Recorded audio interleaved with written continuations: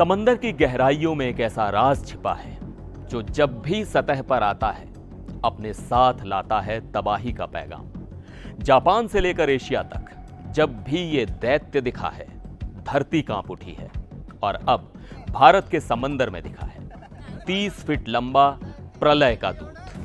क्या ये दुनिया के खत्म होने का इशारा है या फिर इस डूम्सडे फिश के पीछे का सच कुछ और ही है? नमस्कार, मैं हूं सिद्धार्थ प्रकाश। आज हम एक ऐसी खबर पर बात करने वाले हैं जिसने इंटरनेट पर सनसनी मचा दी है और लोगों के मन में एक डर पैदा कर दिया है। कल्पना कीजिए, आप समंदर किनारे हैं और अचानक आपके सामने एक 30 फीट लंबा चांदी जैसा चमकता हुआ किसी सांप जैसा दिखने वाला एक अजीबोगरीब जीव आ जाए। जी हां, ऐसा ही कुछ हुआ है तमिलनाडु के तट पर, जहां मछुआरों के जाल में एक बेहद दुर्लभ मछली फंसी है जिसे दुनिया डूम्सडे फिश या प्रलय की मछली के नाम से जानती है। ये जो आप अपनी स्क्रीन पर देख रहे हैं ये है ओर फिश। वैज्ञानिक भाषा में इसे रिगलेकस ग्लेसनी कहा जाता है। यह दुनिया की सबसे लंबी बोनी फिश में से एक है और आमतौर पर समंदर में 200 से 1000 मीटर यानी लगभग 3300 फीट की गहराई में रहती है। इसीलिए इसे देख पाना लगभग नामुमकिन होता है। लेकिन जब भी यह दिखती है तो अपने साथ लाती है कयामत की कहानियां।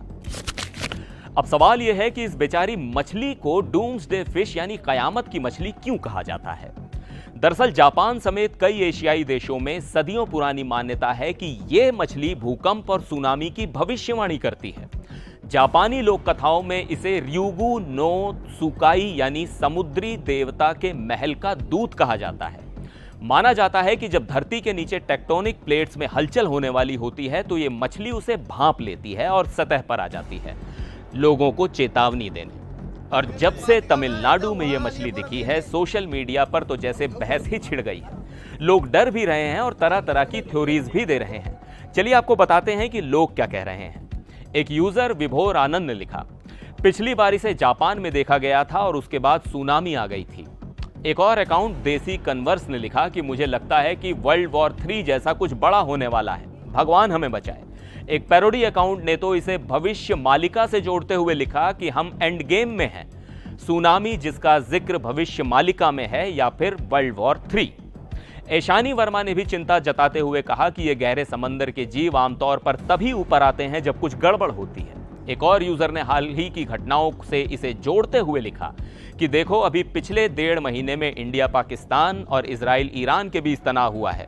हालांकि इसी यूजर ने एक बहुत काम की बात भी लिखी, correlation does not imply causation. मतलब दो घटनाओं का एक साथ होने का मतलब ये नहीं कि एक की वजह से दूसरी हुई हो। और यहीं से शुरू होता है विज्ञान का एंगल। तो क्या सच में यह मछली तबाही का संकेत है या ये सब सिर्फ एक अंधविश्वास है? देखिए, मरीन बायोलॉजिस्ट और वैज्ञानिक इन कहानियों को नहीं मानते। उनका कहना है कि ओर फिश के सतह पर आने की कई वजहें हो सकती हैं। पहली वजह हो सकता है कि वो घायल हो या बीमार हो। दूसरी वजह, समंदर के अंदर तेज बहाव या तूफानी धाराओं की वजह से वो रास्ता भटककर ऊपर आ गई हो। और तीसरी वजह, या फिर वो अपनी जिंदगी के आखिरी पड़ाव में हो। वैज्ञानिकों ने इस पर रिसर्च भी की है। 2019 में प्रशांत महासागर में एक स्टडी हुई जिसमें ओर फिश के दिखने और भूकंप आने के बीच कोई भी सीधा कनेक्शन नहीं मिला।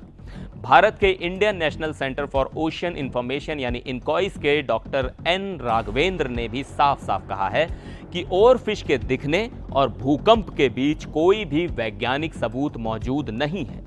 तो कहानी यह है कि तमिलनाडु के तट पर एक बेहद दुर्लभ और खूबसूरत जीव देखने को मिला है। उसका दिखना किसी अपशकुन का नहीं बल्कि समुद्र की विशाल और रहस्यमयी दुनिया की एक झलक है। ये डर और चिंताएं सदियों पुरानी कहानियों की वजह से हैं जिनका आज के विज्ञान में कोई आधार नहीं है। तो अगली बार अगर आपको डूम्सडे फिश की खबर दिखे तो डरने की बजाय ये सोचिएगा कि आपको समंदर के एक ऐसे जीव को देखने का मौका मिला है जो हजारों फीट नीचे रहता है। लेकिन हम आपसे जानना चाहेंगे, आपको क्या लगता है, क्या इन पुरानी लोक कथाओं और मान्यताओं में कोई सच्चाई हो सकती है जिसे विज्ञान अभी तक नहीं पकड़ पाया, या सिर्फ ये कोरा अंधविश्वास है?